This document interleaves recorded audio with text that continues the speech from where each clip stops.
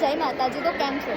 અને ફરી મળી રહ્યા છે આપણા શિક્ષણ એજ કલ્યાણ સંકુલમાં. અને મારું નામ તમને ખબર જ હશે, હેતવી વંદે માતરમ. અને મારી સાથે અમારા જે સંકુલ છે તેની એક દીકરી છે. મારું નામ છે નિશા વંદે માતરમ.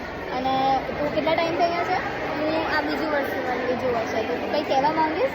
તો હું સૌથી પહેલાં તો આપણા જે દાદા છે એને ધન્યવાદ કહેવા માંગીશ. અને હવે આપણે આજનું ભોજન જોઈ લઈએ. તો ચાલો તમને મેનુ બતાવીએ.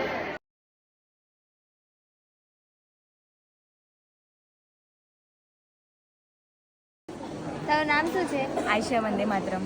તું કયા સ્ટાન્ડર્ડમાં ભણે? 11 સાયન્સ. તું ક્યાંથી આવી? નવસારી જિલ્લો.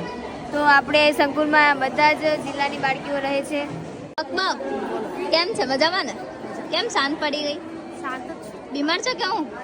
હે ને? શું થયું તને?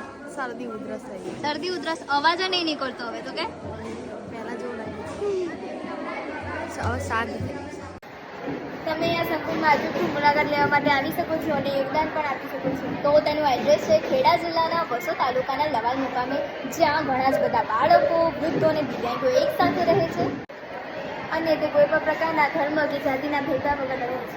તો તમે પણ અમારી જે આ સંસ્થા છે તેની અચૂકથી ચોક્કસથી મુલાકાત લેવા માટે આવજો. અને અમારા જે બાપુ છે તેમનું કામ તમને કેવું લાગે તે પણ અચૂકથી જણાવજો. તો અહીંયા જે કોઈ પણ બાળક રહે છે તે ઘણા એવા છે કે જે કોઈના અમુકના મમ્મી નથી, અમુકના પપ્પા નથી, અને ઘણા એવા છે કે જેના કોઈ પણ નથી. તો તમે પણ તમારા માતા પિતાને સાચવજો, કારણ કે જેની પાસે નથી ને તેને એની કદર ખૂબ જ છે. તો હવે આપણે ફરી મળીશું એક નવા વિડીયો સાથે. તો ત્યાં સુધી તમને બધાને જય શ્રી કૃષ્ણ, જય માતાજી.